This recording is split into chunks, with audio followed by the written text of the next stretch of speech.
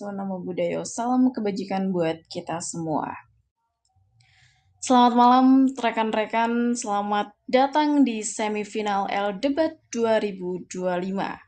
Ajang debat bergengsi ASEAN Parliamentary yang mengasah logika, retorika, dan semangat berpikir kritis generasi muda. Yaps. Debat ini bukan sekedar adu argumen, tetapi juga merupakan ajang untuk mengasah pola kritis, memperluas wawasan, dan tentu saja menjalin komunikasi yang sehat dan konstruktif antar peserta. Kami mengucapkan selamat datang kepada para peserta debat, juri, serta seluruh penonton yang telah bergabung hari ini dan malam ini bersama kita semua menyaksikan pertarungan ide, logika, dan retorika dari para peserta terbaik yang akan saling beradu gagasan dalam suasana yang sportif dan penuh semangat. Saya Elra Novana selaku moderator yang akan bertugas sebagai pemimpin jalannya diskusi awal hingga akhir pada malam hari ini. Dalam debat ini tentu masih ada satu tim, yakni tim pro dan tim kontra yang masing-masing terdiri dari 3 pembicara plus 1 replay speaker. Rekan-rekan, kita sudah ada 2 tim, yakni Malpraktek University dan juga Critical X. Berikan tepuk tangan dan support yang meriah bagi kedua belah tim.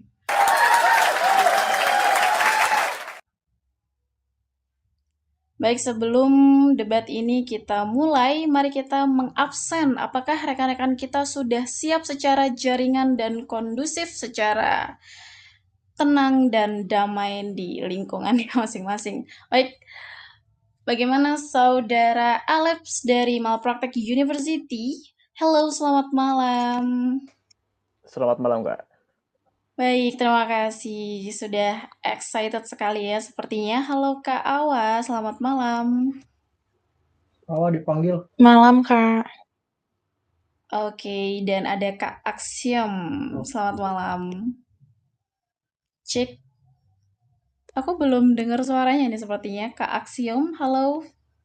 Cek, cek. Iya, selamat malam semuanya. Oke, terima kasih. Lanjut berganti kepada tim dari Critical X. Ada Kapten A, selamat malam. Selamat malam, Kak. Baik, terima kasih. Ada Skuderian Noir. Selamat malam.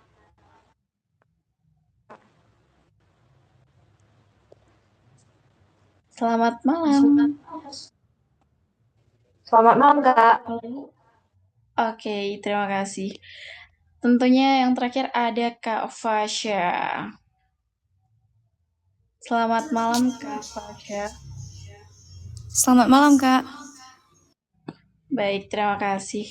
Oke, untuk rekan-rekan pada malam hari ini saya ingin menghimbau untuk kalian semua memencet tombol blok animasi supaya jalan dengan lancar dan diskusi ini tanpa hambatan suara dan noise-noise seperti adanya GIF masuk atau rekan-rekan yang membawa animasi yang berbunyi. Tentunya saya akan memandu kalian untuk bisa memencet tombol animasinya di titik 3 atas paling ujung kanan. Baik, bisa dipencet. Dan bisa langsung saja memilih blok animasi.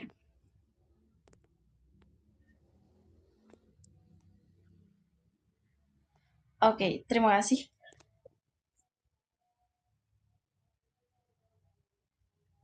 Baik, mari kita lanjutkan ke pengundian mosi ya, yang akan memperdebatkan pada sesi hari ini. Tentunya mosi akan saya pegang melalui dadu 1.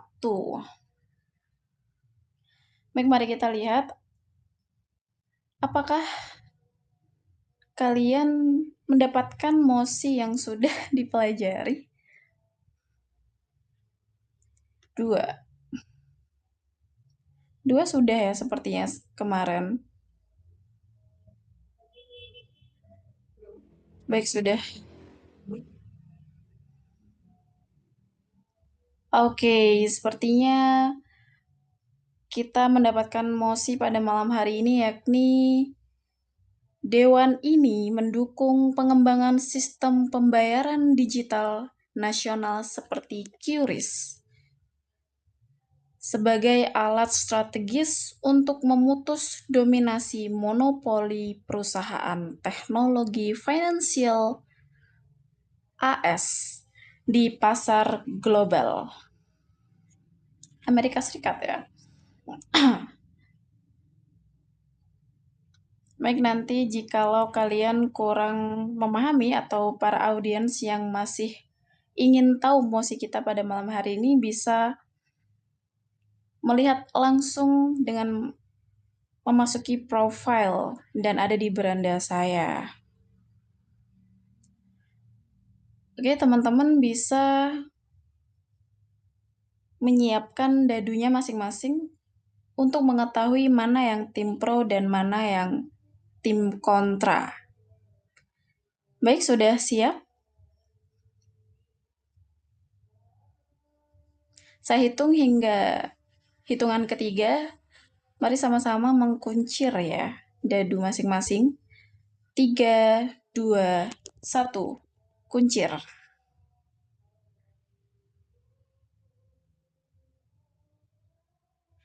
Baik, dadu genap menjadi tim kontra, yakni Critical X, dan yang ganjil menjadi tim pro, yakni tim dari Malpraktek University, dengan membawakan mosi, yakni Dewan ini mendukung pengembangan sistem pembayaran digital nasional seperti QRIS sebagai alat strategis untuk memutus dominasi monopoli perusahaan teknologi finansial Amerika Serikat di pasar global.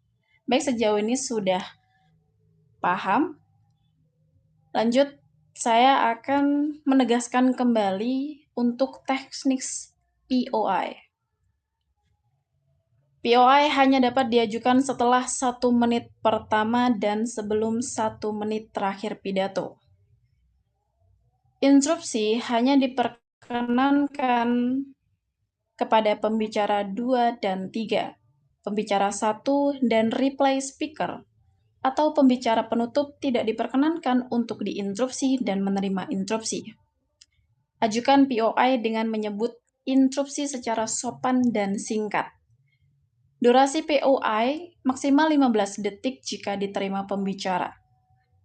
Pembicara bebas memilih untuk menerima atau menolak interupsi. Namun sangat disarankan untuk menerima minimal 1 POI dalam 1 pidato sebagai bentuk interaksi aktif. Peserta hanya boleh mengajukan POI dengan jeda minimal 20 detik setelah POI sebelumnya, baik dari dirinya dan maupun dari tim lain. Dilarang mengajukan POI bertubi-tubi atau menginterupsi saat POI sebelumnya belum selesai dijawab.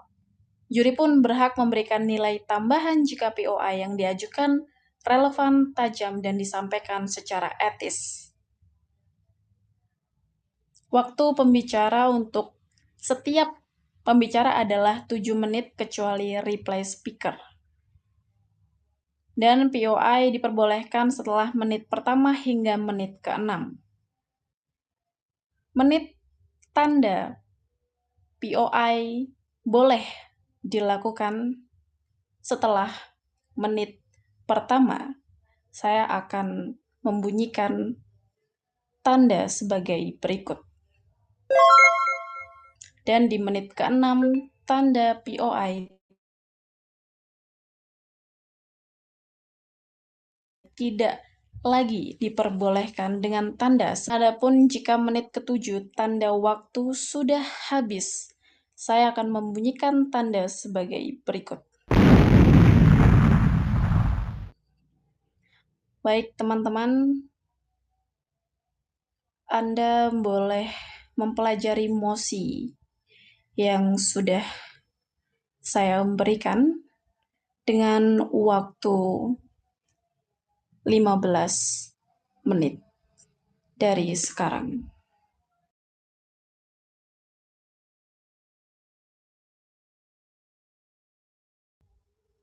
Oh, sorry.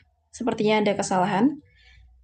Case building, saya berikan waktu 5 menit dari sekarang. Terima kasih.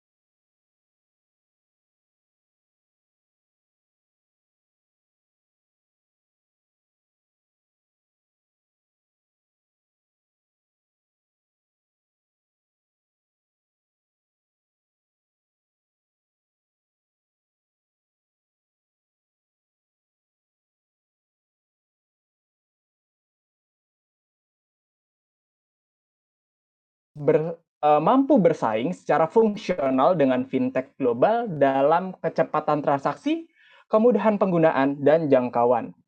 Yang terakhir adalah adopsi pengguna, di mana keberhasilan sistem bergantung kepada kemudahan akses bagi masyarakat, bukan hanya kebijakan struktural. Saya akan masuk ke dalam argumen pertama, yaitu kedaulatan digital, standarisasi, dan pengendalian data nasional.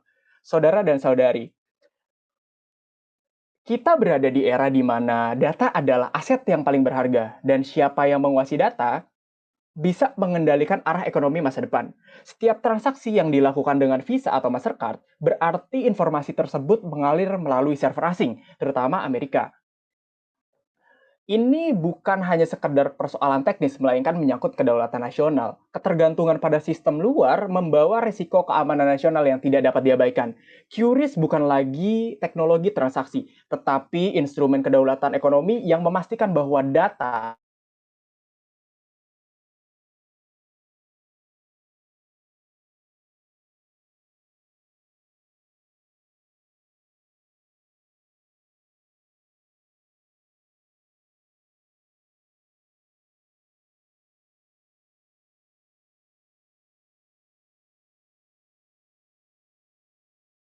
economic intelligence, di mana data transaksi real time berfungsi sebagai sistem deteksi dini untuk mencegah inflasi, krisis likuiditas, dan gejolak ekonomi.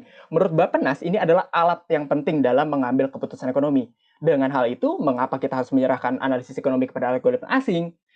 Strategic intelligence, menurut OJK Portal 2024, terkait transaksi membantu pemetaan rantai pasok nasional, analisis kerentanan ekonomi, dan indikator ketahanan finansial. Informasi ini terlalu berharga untuk dikelola oleh entitas luar yang memiliki kepentingan geopolitik yang berbeda. Menjaga kedaulatan ekonomi berarti mengendalikan data yang menjadi fondasi perencanaan nasional. Saya masuk ke argumen kedua, yaitu inklusi keuangan dan pemberdayaan ekonomi rakyat. Mari kita bicara tentang dampak langsung kepada rakyat kita. Sistem pembayaran global seperti Visa dan Mastercard memungut biaya transaksi yang tinggi, seringkali 2-3% per transaksi. Bagi pedagang kecil dan UMKM, ini adalah beban yang signifikan. QRIS telah membuktikan efektivitasnya. Di Indonesia, lebih dari 30 juta merchant, termasuk pedagang kaki lima dan UMKM, kini telah menerima pembayaran digital dengan biaya jauh yang lebih rendah. Data Bank Indonesia menunjukkan bahwa QRIS berhasil menurunkan biaya transaksi hingga 60% dibandingkan sistem kartu kredit konvensional untuk transaksi ekonomi. Ini adalah demokratisasi akses finansial yang sesungguhnya ketika sistem nasional seperti QRIS dapat disesuaikan dengan kebutuhan lokal. Lalu masuk ke argumen 3, inovasi teknologi sebagai bentuk strategi pertumbuhan ekonomi domestik. Dalam membangun sistem pembayaran nasional seperti QRIS bukan hanya sekedar mengurangi ketergantungan pada teknologi asing, tetapi menciptakan ekosistem inovasi yang mendukung dan belum besar untuk berkembang, memiliki solusi inovatif dan berkontribusi pada perekonomian nasional. Contoh nyata seperti di India, dengan hanya platform sederhana, tapi kini telah menjadi tulang punggung ekonomi digital India. Bahkan menurut National Payment Corporation of India, sistem ini memproses lebih dari 13 miliar transaksi pada tahun 2024. Prestasi UPI ini bahkan melampaui batas negara. India kini mengekspor teknologi UPI ke belahan negara lainnya. Strategi ini tepat tergambar bahwa interkoneksi regional itu dapat menjadi salah satu solusi, dan standarisasi API dan OpenQR itu mungkin kedepannya akan menjadi opsi. Ketahanan geopolitik dan strategis juga tidak kalah penting. Dominasi sistem pembayaran AS bukan jadi kebetulan, namun strategi yang didesain untuk mempertahankan hegemoni ekonomi global mereka. Untungnya,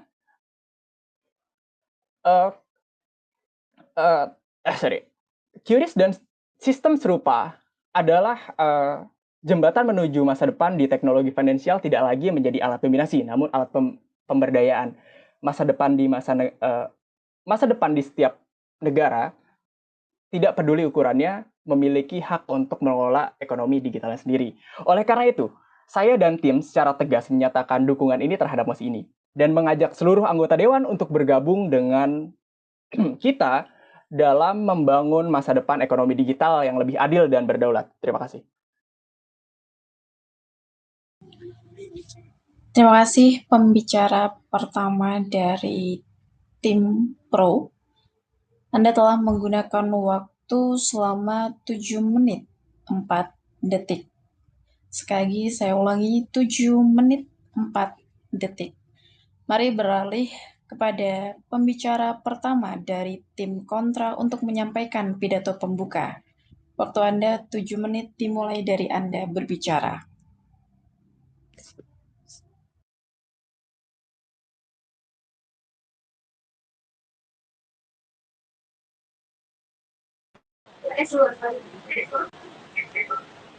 Assalamualaikum warahmatullahi wabarakatuh. Salam Om Swastiastu, Namo Buddhaya, salam kebajikan. Terima kasih kepada Dewan Juri yang kami hormati serta rekan berpikir kami yang kami banggakan. Sebelumnya perkenalkan kami dari Critical X, saya Sudirya sebagai pembicara pertama dan Kapten A rekan saya sebagai pembicara kedua dan Fasya sebagai pembicara ketiga. Sebelum memasuki pada ranah argumen, izinkan saya dari tim kontra untuk memidas beberapa argumen dari tim pro. Yang mana tim pro menyebutkan bahwa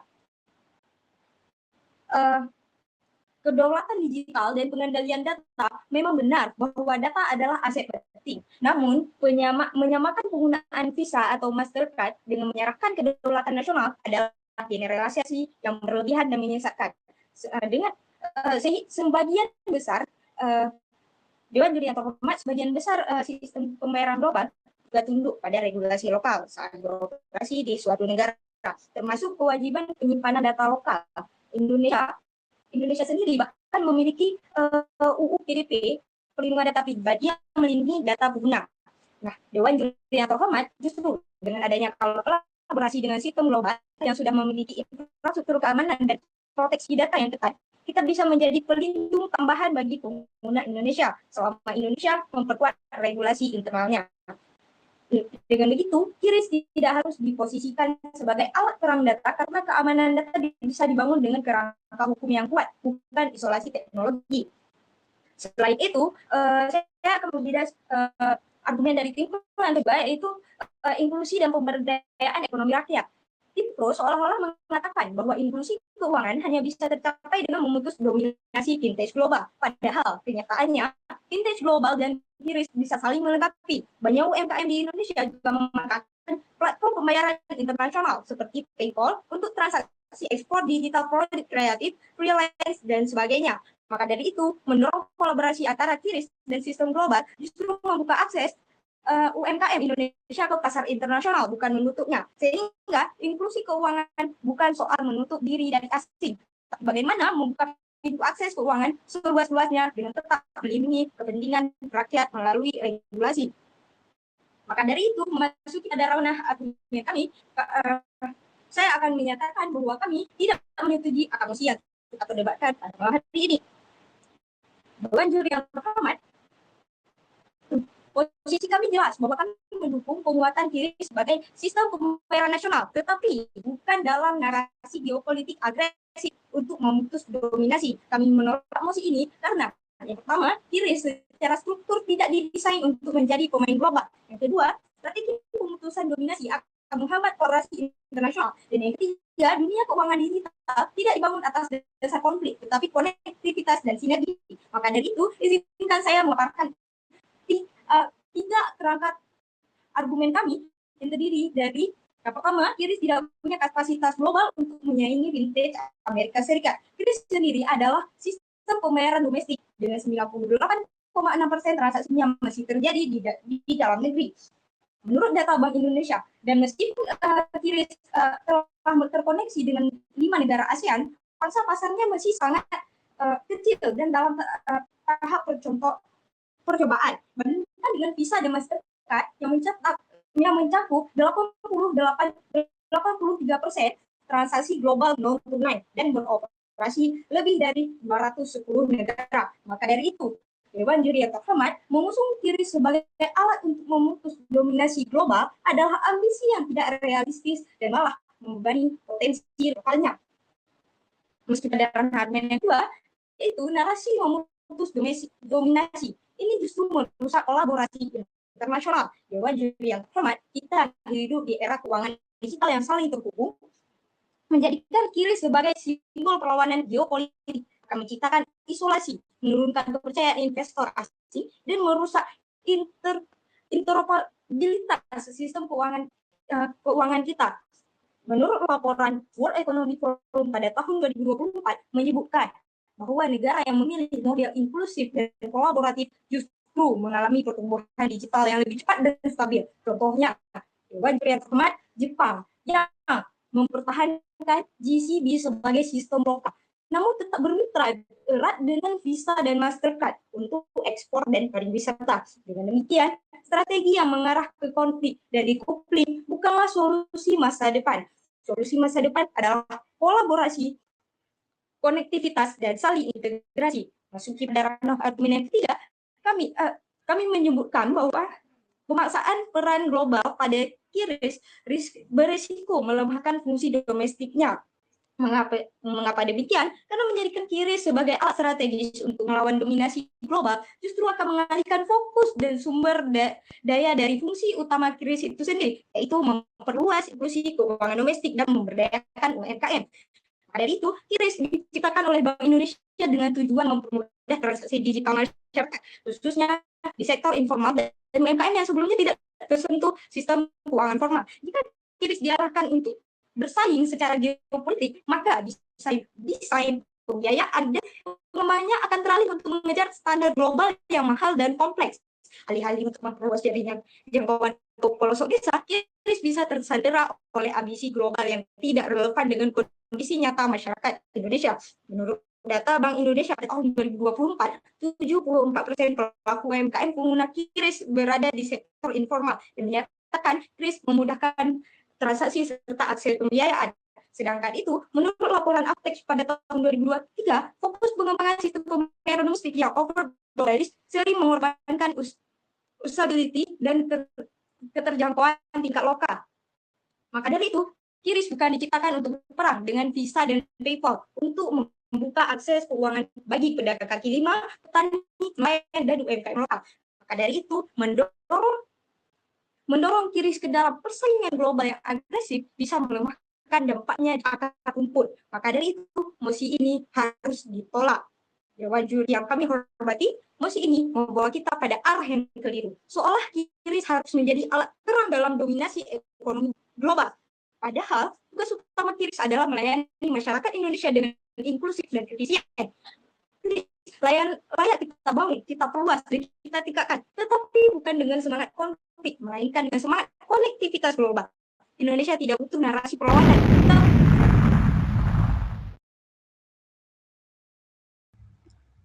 Terima kasih pembicara pertama dari pihak kontra. Anda sudah memakan waktu 7 menit 20 detik. Saya ulangi, 7 menit 20 detik. Baik, terima kasih untuk tim pro dan kontra yang sudah menyampaikan pidato pembuka, dan kita beralih kepada pembicara kedua dari tim pro untuk menyampaikan argumennya. Waktu Anda 7 menit dimulai dari Anda berbicara. Sebelum dimulai, apakah suara saya terdengar dengan jelas ya? Takutnya seperti kemarin. Baik, sudah jelas. Terima kasih kepada moderator atas kesempatannya. Selamat malam rekan-rekan semua. Yang saya hormati juri L-Debat 2025, rekan tim kontra, dan para hadirin yang sudah menyempatkan hadir pada malam kali ini. Saya Awal Karpanga 3 selaku pembicara kedua dari tim pro pada perdebatan kali ini. Sebelumnya, pembicara pertama kami telah menguraikan secara komprehensif mengenai urgensi dan manfaat pengembangan sistem pembayaran digital nasional seperti QRIS. Beliau menegaskan bahwa QRIS bukan hanya inovasi teknologi, tetapi juga instrumen strategis untuk memperkuat kedaulatan ekonomi digital Indonesia dan mengurangi ketergantungan pada perusahaan teknologi finansial asing khususnya dari Amerika Serikat. Saya ingin menegaskan kembali bahwa pengembangan KRIS adalah langkah fundamental yang tidak hanya berdampak pada aspek teknologi. Baik, juri, mari kita masuk pada argumen yang pertama. KRIS sebagai alat strategis memutus dominasi monopoli vintage Amerika Serikat. Juri, pengembangan KRIS merupakan langkah strategis yang sangat krusial dalam mengurangi ketergantungan Indonesia terhadap perusahaan teknologi finansial asing, khususnya yang berasal dari data dari Journal of Financial Innovation di tahun 2024 menunjukkan bahwa penggunaan KRIS di Indonesia meningkat sebesar 150% dalam 3 tahun terakhir, yang secara signifikan menggeser dominasi platform pembayaran asing seperti PayPal dan Venmo. Dari perspektif psikologi dan budaya, adopsi KRIS memperkuat rasa percaya masyarakat terhadap produk lokal, yang pada gilirannya memperkokoh identitas nasional dan kedaulatan digital Indonesia. Budaya adaptasi teknologi yang cepat, terutama di kalangan milenial dan generasi Z, menjadi modal sosial yang sangat berharga dalam mempercepat penetrasi sistem ini. Juri, sebagai analogi saja, KRIS dapat diibaratkan sebagai jembatan digital yang menghubungkan masyarakat dengan ekonomi nasional tanpa harus melewati gerbang asing yang selama ini mengontrol arus transaksi keuangan digital tersebut. Dengan demikian, KRIS bukan hanya alat pembayaran, melainkan simbol kedaulatan digital yang memperkuat posisi tawar Indonesia di pasar global. Memasuki argumentasi kedua saya, juri, kita harus sama-sama menyadari bahwa hal ini mendorong inklusi keuangan dan digitalisme ekonomi. Juri, KRIS bukan sekedar alat pembayaran, melainkan instrumen penting dalam mendorong inklusi keuangan dan percepatan digitalisasi ekonomi nasional. Telah diterapkan dalam Undang-Undang Nomor 7 Tahun 2011 tentang Mata Uang Pasal 5 menyatakan bahwa rupiah adalah satu-satunya alat pembayaran yang sah di wilayah Indonesia. Pengembangan sistem pembayaran digital nasional seperti KRIS adalah implementasi dari kedaulatan mata uang ini di dalam era digital. Juri, disebutkan juga dalam Undang-Undang Nomor 11 Tahun 2008 tentang Informasi dan Transaksi Elektronik atau dalam Undang-Undang ITE mengatur tentang transaksi elektronik yang sah dan aman, memberikan dasar hukum bagi pengembangan sistem pembayaran digital yang terintegrasi dan terpercaya. Disebutkan juga dalam Peraturan Bank Indonesia Nomor 20/6/PBI/2018 tentang penyelenggaraan pemrosesan transaksi pembayaran. Di situ mengatur penyelenggaraan sistem pembayaran yang aman, efisien, dan andal, termasuk pengembangan KRIS sebagai standar nasional pembayaran digital. Tidak hanya itu, juri, kita harus juga melihat pada Undang-Undang Nomor 19 Tahun 2016 tentang Informasi dan Transaksi Elektronik. Tidak, terima kasih. Di sini ada perubahan Undang-Undang ITE memperkuat perlindungan data dan keamanan transaksi digital yang menjadi fondasi penting dalam pembangunan sistem pembayaran digital nasional. Juri, pengembangan KRIS ini sebagai sistem pembayaran digital nasional bukan hanya sebagai langkah teknologi, tetapi juga sebagai hukum yang memperkuat kedaulatan negara dalam mengatur sistem pembayaran dan transaksi keuangan digital. Ini adalah implementasi nyata, juri, dalam kedaulatan negara atas mata uang dan sistem keuangan nasional. Dilaporkan dalam World Bank di tahun 2023 telah menyebutkan bahwa KRIS telah meningkatkan akses layanan keuangan sekitar 40 juta masyarakat yang sebelumnya tidak terjangkau oleh layanan perbankan konvensional. Juri, Bank Indonesia melaporkan volume transaksi KRIS mencapai 500.000 triliun rupiah pada tahun 2024. Tidak, terima kasih. Hal ini menandakan percepatan signifikan dalam digitalisasi ekonomi. Juri, dari sudut pandang ekonomi, inklusi keuangan yang diperluas melalui KRIS memperbesar basis konsumen dan pelaku usaha, khususnya UMKM. Sehingga apa? Sehingga mendorong pertumbuhan ekonomi mikro secara berkelanjutan. Juri, digitalisasi ini juga menurunkan biaya transaksi dan meningkatkan efisiensi pasar secara keseluruhan. Bahkan, secara psikologis, kemudahan akses dan penggunaan KRIS ini meningkatkan kepercayaan dan kenyamanan masyarakat dalam bertransaksi digital, yang pada akhirnya memperkuat ekosistem ekonomi digital nasional. Sebagai analogi, KRIS dapat dianggap sebagai pintu masuk yang membuka ruang bagi seluruh lapisan masyarakat untuk berpartisipasi aktif dalam ekonomi digital maupun tanpa hambatan besar. Memasuki argumen saya yang ketiga, juri, ini merupakan dukungan regulasi dan kolaborasi pemerintah. Juri, keberhasilan KRIS tidak lepas dari dukungan regulasi dan kolaborasi yang kuat antara pemerintah dan pelaku industri vintage nasional. Bank Indonesia dan Otoritas Jasa Keuangan telah mengeluarkan regulasi yang mendukung interoperabilitas dalam keamanan KRIS. Seperti apa? Seperti Peraturan Bank Indonesia Nomor 22 Tahun 2016 tentang sistem pembayaran, yang bahkan dari perspektif hukum Kepastian regulasi memberikan fondasi yang kokoh bagi pengembangan teknologi finansial nasional sekaligus melindungi konsumen dari praktik monopoli dan penyalahgunaan datanya. Juri, regulasi ini ibarat fondasi dan rangka bangunan yang memastikan KRIS berdiri kokoh dan berfungsi optimal dalam jangka panjang. Yang tentu saja kolaborasi ini juga mencerminkan sinergi antara sektor publik dan swasta yang esensialnya dalam membangun ekosistem fintech yang sehat dan berkelanjutan. Sehingga apa dampaknya? Sehingga Indonesia dapat bersaing secara global tanpa harus bergantung pada monopoli asing. Sebagai penutup, pengembangan sistem pembayaran digital nasional seperti KRIS ini bukan hanya sebuah inovasi teknologi, melainkan sebuah strategi nasional dan integral untuk memutuskan dominasi monopoli perusahaan teknologi finansial asing, sehingga khususnya dari Amerika Serikat.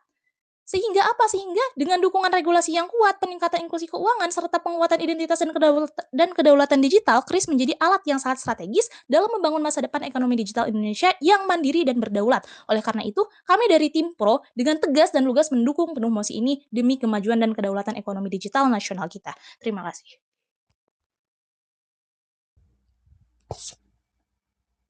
Terima kasih untuk pembicara kedua dari tim Pro. Anda telah menggunakan waktu sebanyak 6 menit 43 detik. Saya ulangi, 6 menit 43 detik. Mari kita lanjutkan pembicara kedua dari tim kontra untuk menyampaikan argumennya. Waktu Anda masih 7 menit dimulai dari Anda berbicara.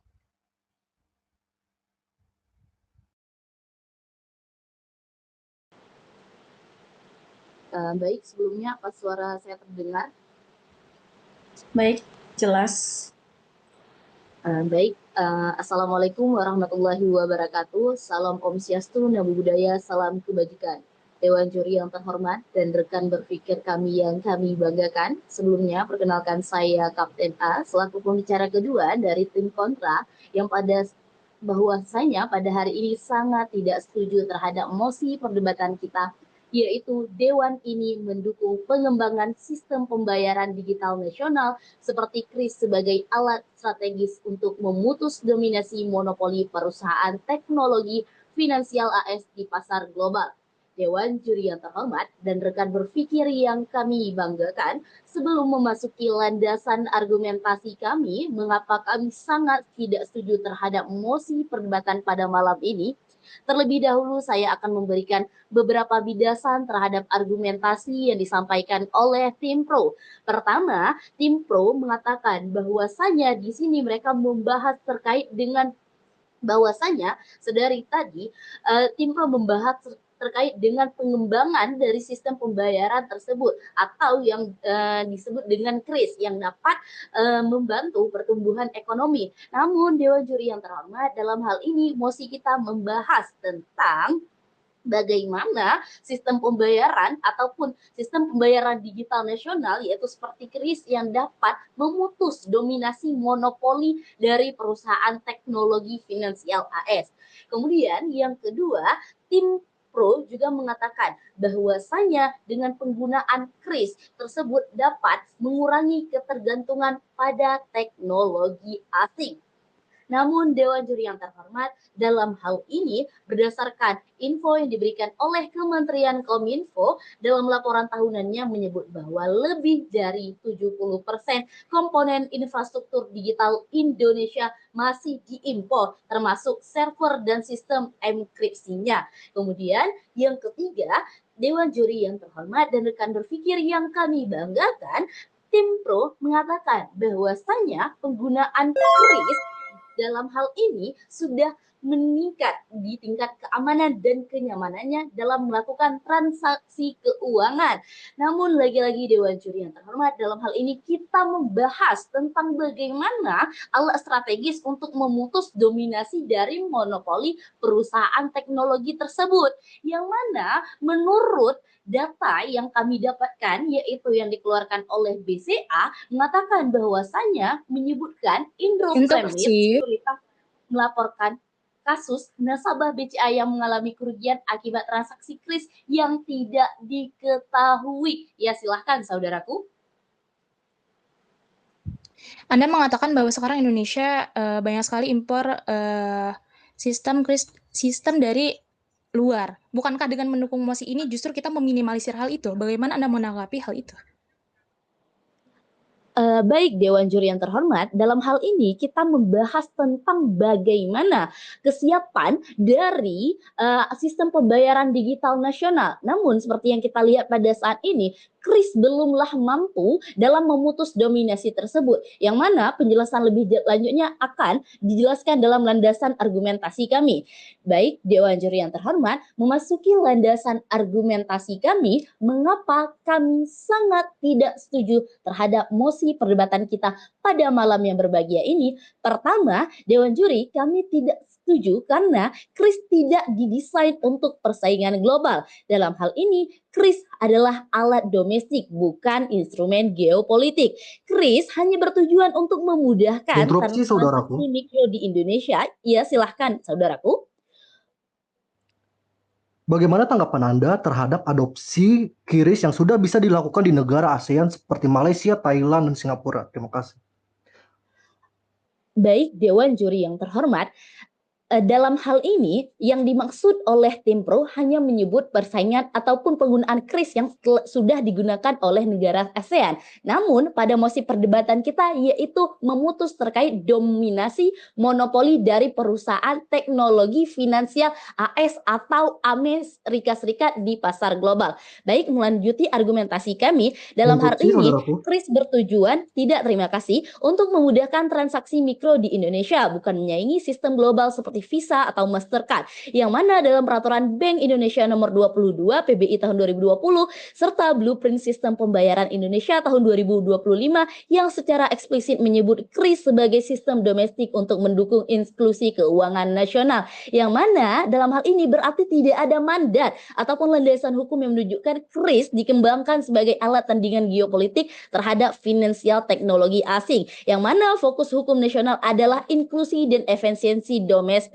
Maka oleh karena itu, Dewan Juri yang terhormat, dalam hal ini berarti tidak ada pernyataan resmi dalam roadmap Bank Indonesia yang menyatakan bahwa Kris dikembangkan sebagai alat untuk menyaingi fintech global secara langsung. Maka oleh karena itu, di sini kami sebagai tim kontra menyebutkan bahwasannya dengan menjadikan Kris sebagai alat untuk memutus monopoli fintech AS adalah ekspektasi yang berlebihan dan tidak mendasar. Memasuki landasan argumentasi yang kami yang kedua, mengapa kami sangat tidak setuju terhadap mosi perdebatan kita, karena tidak menyentuh akar monopoli global. Dewan Juri yang terhormat, dominasi fintech global bukan semata sistem pembayaran, tapi struktur ekonomi dan perjanjian internasional. Dewan Juri yang terhormat, Kris tidak mengubah dominasi dolar, kontrol jaringan internet global, atau lisensi paten internasional. Dalam hal ini, perjanjian internasional seperti TRIPS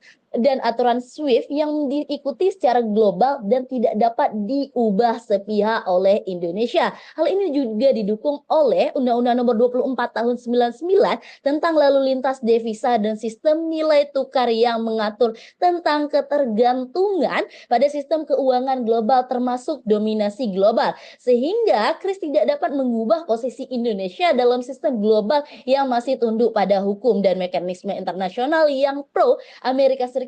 Solusinya harus melalui reformasi hukum global, bukan alat domestik. Maka oleh karena itu, Dewan Juri yang terhormat, sistem lintas negara seperti SWIFT, Visa dan Mastercard Network masih digunakan oleh sebagian besar bank di Indonesia untuk transaksi luar negeri. Maka oleh karena itu, tanpa reformasi sistem global, Kris hanya menjadi solusi simbolik, bukan strategis. Memasuki landasan argumentasi kami selanjutnya, mengapa kami sangat tidak setuju terhadap mosi perdebatan kali ini, karena adanya potensi fragmentasi digital. Maka oleh karena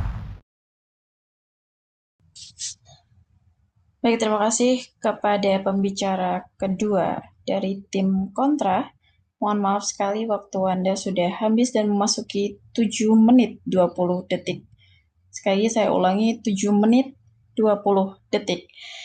Baik, terima kasih kepada kedua tim pro maupun tim kontra yang telah menyampaikan argumennya. Selanjutnya kita akan memasuki pembicara ketiga untuk menyampaikan argumennya. Waktu Anda 7 menit dimulai dari Anda berbicara.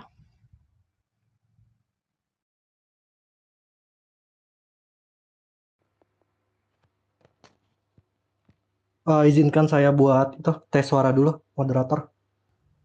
Sebelumnya kemarin dibilang suara saya agak pelan. Ini pelan atau kencang ya? Sudah cukup Halo, jelas. halo. Sudah cukup jelas, saudara. Oke, wait.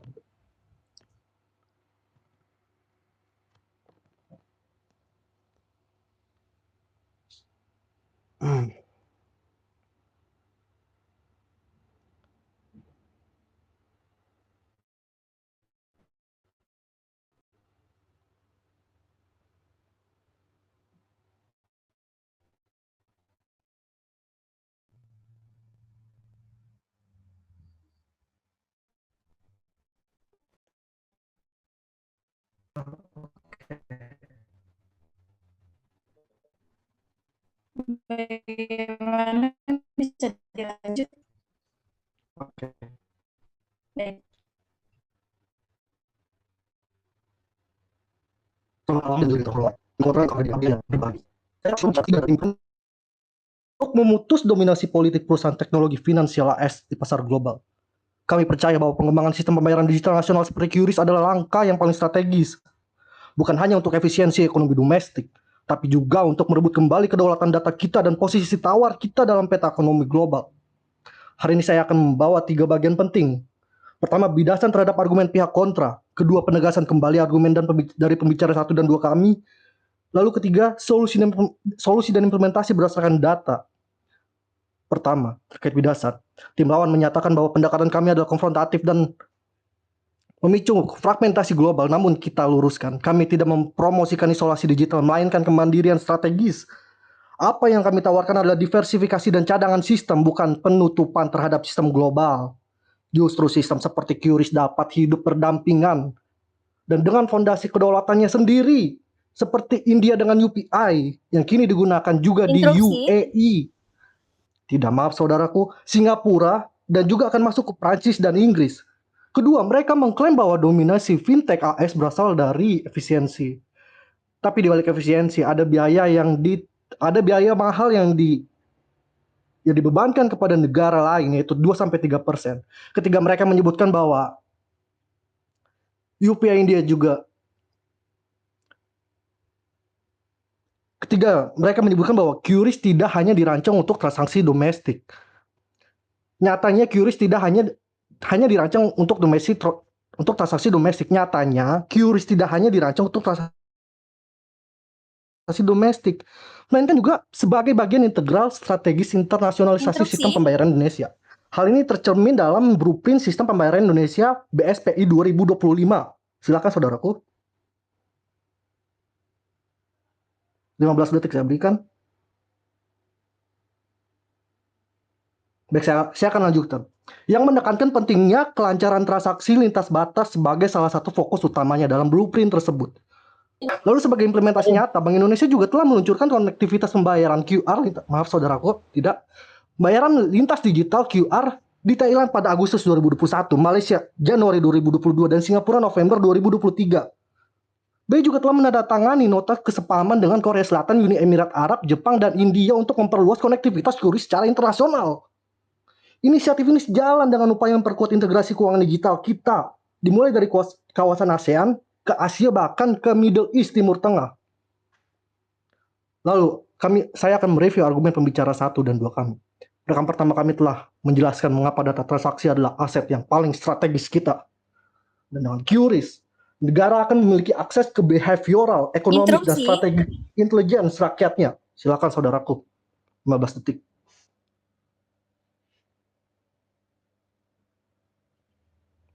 Sayang sekali, saudaraku tidak menanggapi. Baik, mulai dari pola konsumsi hingga deteksi dini dari krisis ekonomi. Ini bukan lagi soal teknologi, tapi tentang kendali masa depan ekonomi nasional kita.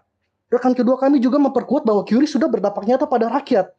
40 juta masyarakat terinklusi keuangan lewat QRIS, menurut data World Bank 2023, dan 30 juta merchant telah mengadopsinya. Ini bukan asumsi, ini adalah realitas. Bahkan secara psikososial pun QRIS telah meningkatkan kepercayaan masyarakat kita terhadap teknologi lokal yang membentuk kultur digital dan mandiri. Izinkan saya masuk ke bagian solusi dan implementasi. Mari kita lihat akar masalahnya, ketergantungan sistem pembayaran pada pemain global, keterbatasan interoperabilitas nasional, dan lemahnya perlindungan data strategis. Maka Interupsi. solusi kami adalah, maaf, tidak saudaraku, 2 kali sudah saya berikan. Maka solusi kami adalah membangun ekonomi QRIS yang tidak hanya lokal, tapi juga interoperable dan expandable secara strategis. Langkah pertama kami adalah interkoneksi regional. Kami canangkan ini akhir 2026, Bank Indonesia telah memulai kerjasama lintas ASEAN seperti saya jelaskan di awal. Namun baru mencakup beberapa negara saja. Kami usulkan perluasan ini secara sistematis agar 2026 akhir QRIS bisa digunakan di seluruh ASEAN. India, misalnya dengan UPI menunjukkan presiden ini berhasil. Kini UPI digunakan secara bilateral di lebih dari 7 negara, di lebih dari 2 benua. Langkah kedua adalah standarisasi API dan OpenQR di akhir 2027. Seperti Uni Eropa dengan Payment Service Directive PSD2. Kita bisa menciptakan sistem terbuka namun tetap aman. Agar integrasi antara sistem lokal dan global bisa dilakukan tanpa kehilangan kedaulatan kita. Ini akan membuka ruang inovasi untuk fintech lokal. Dan langkah ketiga dari solusi adalah kemitraan publik swasta. Kami akan mendorong sandbox inovasi antara pemerintah, startup lokal, dan raksasa fintech global. UAE sukses contohnya dengan Dubai Fintech 5 menghasilkan lebih dari 100 solusi lokal yang berbasis kerjasama. Terkait implementasi juga sangat penting untuk mengevaluasinya. Kami usulkan 3 lapisan. Teknis, tingkat operabilitas, dan uptime system. Ini akan kami usulkan untuk dikelola oleh Bank Indonesia dan Kominfo. Ekonomi, adopsi UMKM, biaya transaksi, dan volume pertemuan transaksi. Kami usulkan untuk dikelola oleh Kementerian Keuangan, Bank Indonesia, dan Aftek, lembaga finansial. Strategis, yaitu seberapa sistem nasional ini kami usulkan untuk dikelola oleh LIPI. Juri dan hadirin, mosi ini tidak hanya meminta kita menutup diri dari dunia. Mosi ini meminta kita bangun rumah sendiri sebelum menumpang ke rumah orang lain. QRIS dan sistem sejenis adalah jembatan menuju ekonomi digital yang adil, tidak bergantung dan berbasis potensi lokal. Kami berdiri di sini bukan hanya menyerang sistem global, tetapi membela hak kami untuk memiliki sistem nasional yang kuat dan berdaulat. Dengan demikian, mosi ini sangat relevan dan dengan tegas, lugas, dan mantap kami mendukung penuh mosi ini. Argumen saya tutup. Terima kasih.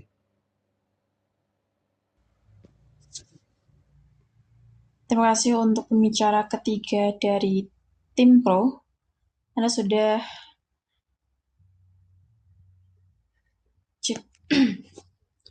Anda sudah memakan waktu sebanyak 6 menit 44 detik. Saya ulangi, 6 menit 44 detik.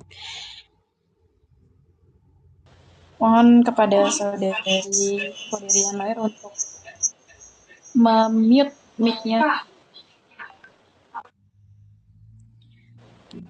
Ya. Mohon untuk di-mute secara manual karena tadi saya memute. Bagaimana?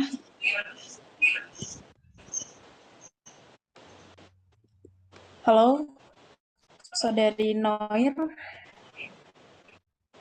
Mohon di-mute secara manual.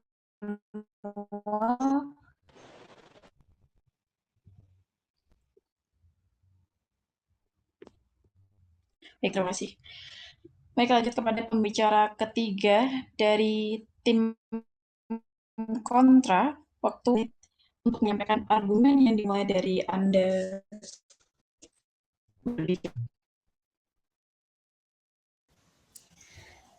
Baik, maaf sebelumnya, apakah suara saya jelas? Sangat jelas.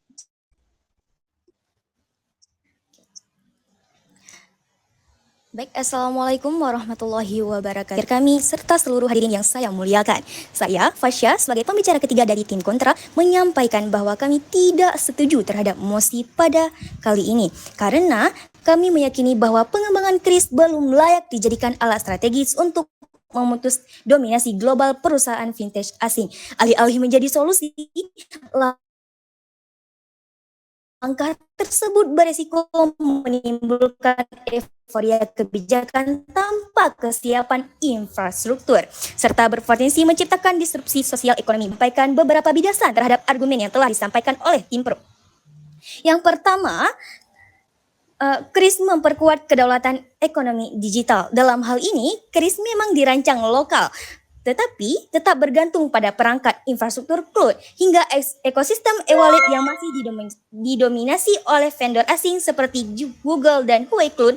Artinya, KRIS belum 100% berdaulat secara teknologi. Yang kedua, KRIS inklusif dan memperdayakan UMKM. Faktanya, di banyak daerah 3T, keterbatasan sinyal dan literasi digital justru membuat KRIS hanya bisa diakses oleh wilayah urban. Menurut data yang dikemukakan oleh Kominfo, masih ada lebih dari 12.000 desa yang belum memiliki koneksi internet stabil. Memasuki landasan argumentasi kami, yang pertama yaitu KRIS belum memiliki fondasi teknologi yang cukup untuk menggantikan dominasi global. KRIS dibangun di atas fondasi infrastruktur dan teknologi yang belum sepenuhnya matang. Tanpa jaringan independen, sistem KRIS tetap rentan terhadap kebocoran data dan integrasi lintas negara yang lambat. Menurut laporan Global Data Vintage Intelligence pada tahun 2024, Indonesia masih berada di bawah skor rata-rata Asia Tenggara dalam hal kesiapan infrastruktur digital pembayaran, terutama di luar Pulau Jawa. Maka, menjadikan KRIS sebagai alat utama untuk melawan dominasi global saat ini terlalu prematur dan berisiko tinggi. Yang kedua, penguatan KRIS berpotensi menimbulkan monopoli domestik. KRIS yang seharusnya terbuka justru dimanfaatkan oleh segelintir e-wallet besar seperti ShopeePay dan GoPay. Artinya, merchant kecil tetap harus melalui platform-platform ini sehingga KRIS menjadi perpanjangan tangan dari oligopoli digital lokal. Berdasarkan laporan BI Payment Blueprint pada tahun 2023 menyebut bahwa lebih dari 80% volume transaksi KRIS didominasi oleh 3 platform besar yang mempersempit ruang inovasi bagi startup lokal. Maka KRIS yang tidak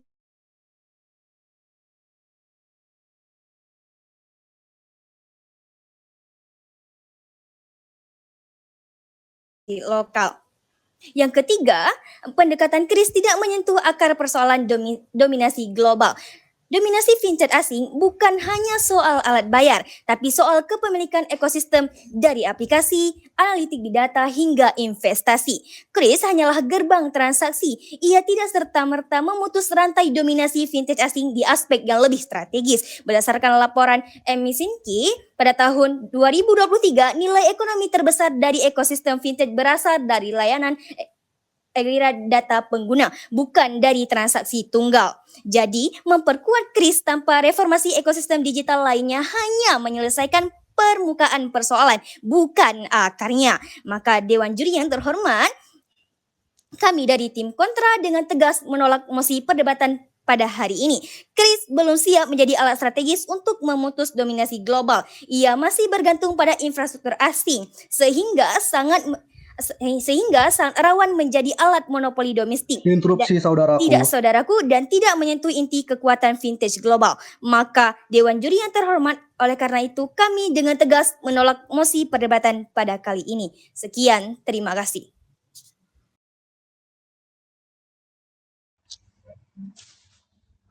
Terima kasih kepada pembicara ketiga dari pihak kontra. Anda telah menggunakan waktu selama 4 menit 21 detik. Saya ulangi, 4 menit 21 detik. Baik, terima kasih kepada kedua belah tim, baik dari tim pro dan tim kontra yang sudah menyampaikan argumentasi. Selanjutnya kita akan memasuki pada sesi replay speaker yang akan dimulai dari pihak kontra selama 5 menit. Silakan untuk pihak kontra, waktu Anda 5 menit dimulai dari Anda berbicara.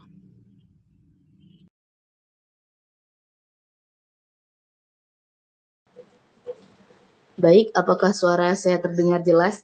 Cukup jelas.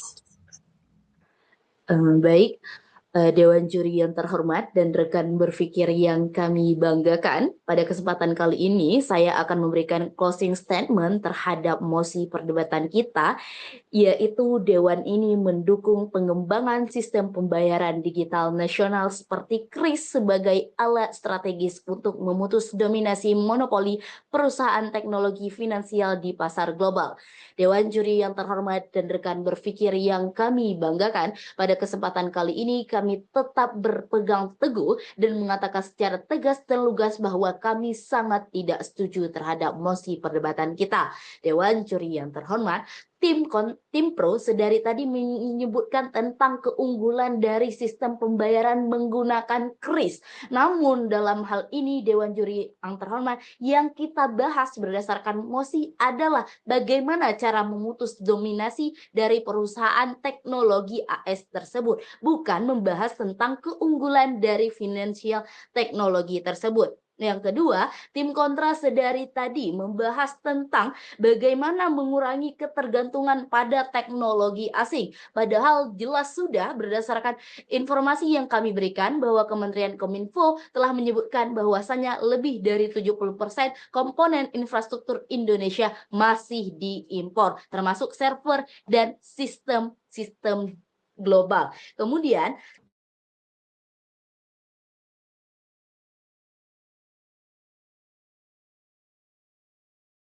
keuangan. Namun tim Pro tidak menyebutkan bagaimana cara, bagaimana proses, bagaimana sistematika pengembangan KRIS ini dapat memutus dominasi penggunaan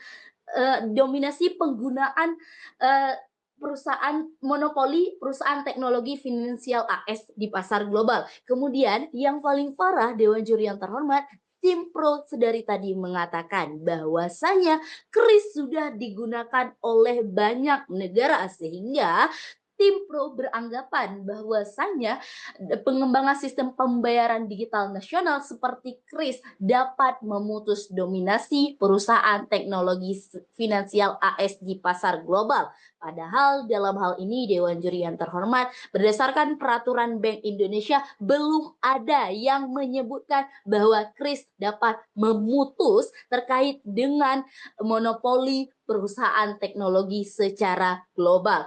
Baik Dewan Juri yang terhormat, dalam hal ini kami tetap berpegang teguh pada argumentasi kami, yaitu KRIS tidak didesain untuk persaingan global. Karena dalam peraturan Bank Indonesia tahun 2020 menyebutkan blueprint sistem pembayaran Indonesia tahun 2025 menyebutkan secara eksplisit bahwa KRIS hanya sebagai sistem domestik untuk mendukung inklusi keuangan nasional. Dan dalam hal ini juga kami tetap berpegang teguh pada argumen kami bahwa dalam hal ini KRIS tidak dapat menyentuh akar monopoli global, karena dalam hal ini menurut Undang-Undang Nomor 24 Tahun 99 tentang lalu lintas devisa dan sistem nilai tukar mengatur ketergantungan pada sistem keuangan global termasuk dominasi dolar, sehingga dalam hal ini KRIS tidak bisa mengubah posisi Indonesia dalam sistem global yang masih tunduk pada hukum dan mekanisme internasional. Maka oleh karena itu Dewan Juri, kami di sini semua ingin Indonesia berdaulat, kami semua ingin dunia keuangan lebih adil. Namun yang kami tolak hari ini adalah klaim berlebihan terhadap sebuah sistem domestik yang belum siap untuk menjadi alat geopolitik global. KRIS adalah alat yang baik untuk inklusi keuangan lokal, tapi bukan solusi strategis untuk mematahkan monopoli global yang kompleks. Masalah dominasi vintage AS tidak akan selesai dengan KRIS buatan dalam negeri. Ia membutuhkan pendekatan diplomatik, regulatif, dan struktural yang lebih dalam dan luas. Dalam hal ini, Dewan Juri dan rekan berpikir yang kami banggakan, mari jangan terjebak pada romantisme nasionalisme digital semu. Mari fokus dalam membangun regulasi yang kuat, serta kerjasama internasional yang cerdas, dan teknologi yang betul-betul mandiri dari hulu ke hilir. Dengan demikian, perjuangan melawan monopoli bisa dimenangkan bukan dengan simbol, tapi dengan strategi yang nyata dan komprehensif. Maka oleh karena itu, kami sebagai tim Pro tetap berpegang teguh bahwa kami tidak setuju terhadap mosi perdebatan kita pada hari ini. Sekian dan terima kasih. Baik, terima kasih kepada replay speaker dari pihak kontra yang sudah menggunakan waktunya selama 4 menit 55 detik. Baik, saya ulangi, 4 menit 55 detik. Mari kita sama-sama mendengar sesi replay speaker dari pihak pro. Waktu Anda 5 menit dan dimulai dari Anda berbicara.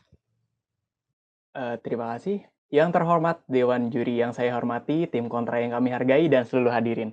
Kembali lagi saya Alep untuk sebagai pembicara penutup dari tim pro. Setelah mendengar seluruh argumen yang disampaikan dalam perdebatan ini, saya dan tim berdiri di hadapan Anda untuk menegaskan kembali bahwa posisi kami tidak hanya relevan, tetapi merupakan satu-satunya jalan logis menuju kedaulatan ekonomi digital yang sejati. Hari ini, tim kontra telah berusaha menggoyahkan keyakinan kita. Namun justru argumen mereka menjadi memperkuat posisi kami. Mari kita tunjukkan. Mari saya tunjukkan bagaimana setiap bantahan mereka malah mendukung urgensi mosi yang kami bawa. Yang pertama, miskonsepsi terkait Undang-Undang Perlindungan Data Pribadi. Tim kontra menyatakan bahwa sistem global itu sudah aman karena dilindungi oleh Undang-Undang Perlindungan Data Pribadi. Ini sebenarnya kekeliruan fundamental yang mengkhianati pemahaman mereka terhadap kedaulatan digital. Justru sebaliknya, Undang-Undang PDP ini adalah salah satu kedaulatan data nasional yang penting dan nyata. Ketika sistem global seperti Visa dan Mastercard beroperasi di Indonesia, mereka harus patuh.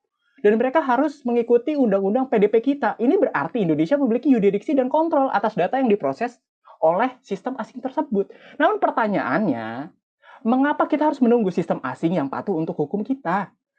Ketika kita itu bisa memiliki sistem sendiri yang secara garis besar kita atur standar kedaulatannya sesuai dengan data nasional. QRIS lahir dari rahim regulasi Indonesia, diatur oleh BI dan secara natural mematuhi seluruh aspek UU PDP ini sendiri tanpa perlu pengawasan eksternal. Argumen kontra telah mendukung posisi kami jika jika UU PDP adalah bentuk kedaulatan, maka sistem nasional seperti KRIS adalah manifestasi kedaulatan yang paling murni. Kesalahan fatal yang kedua, salah paham terkait kolaborasi dan dominasi. Tim kontra gagal menangkap esensi argumen kami. Kami tidak pernah mengatakan kalau memutus kolaborasi atau menciptakan isolasi digital. Yang kami perjuangkan adalah mengubah posisi tawar dari pengguna pasif menjadi mitra setara. Tanpa sistem nasional yang kuat, Indonesia hanya menjadi pasar produk asing.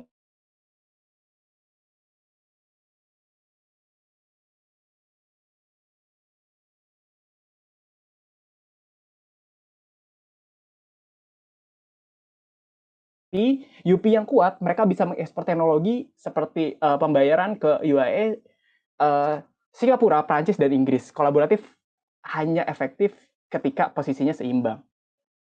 Dan yang terakhir, posisi fatal keempat, meremehkan kompetensi KRIS global.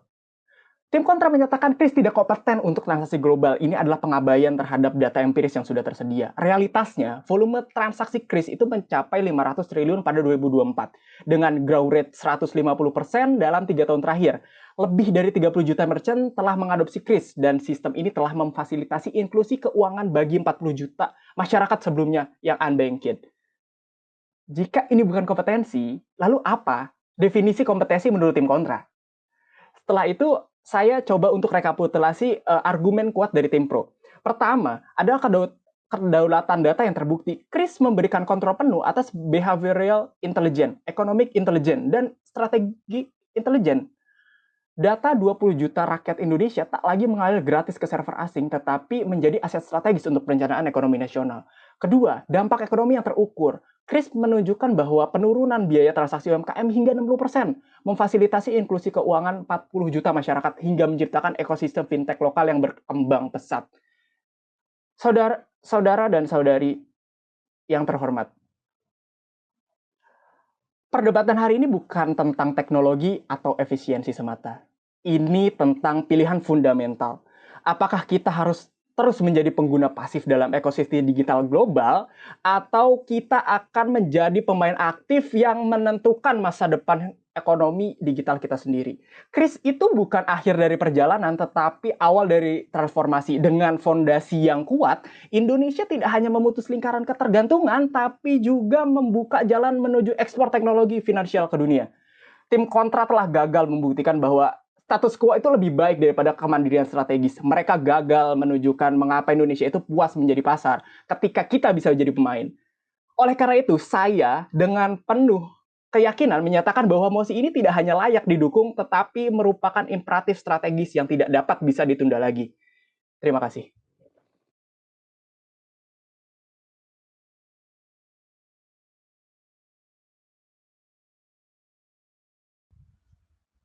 Baik, terima kasih kepada sesi speaker dari pihak tim Pro yang sudah menggunakan waktu selama 5 menit.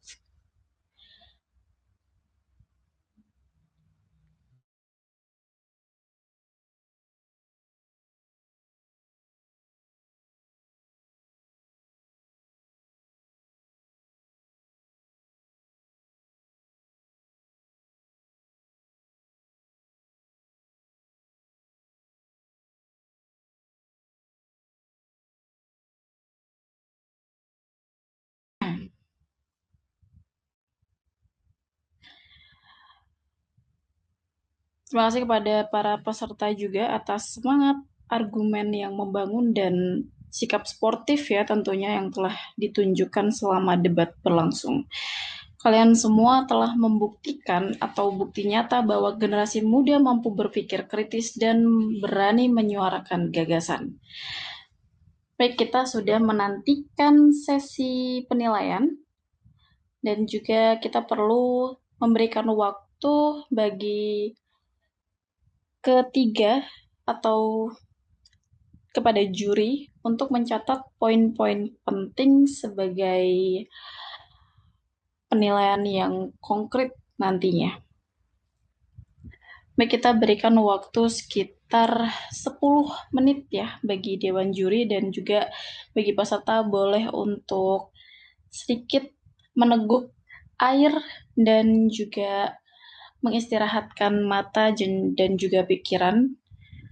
Dan bagi para audiens, terima kasih atas, mungkin boleh dibuka ya, atau masih ditutup komentarnya.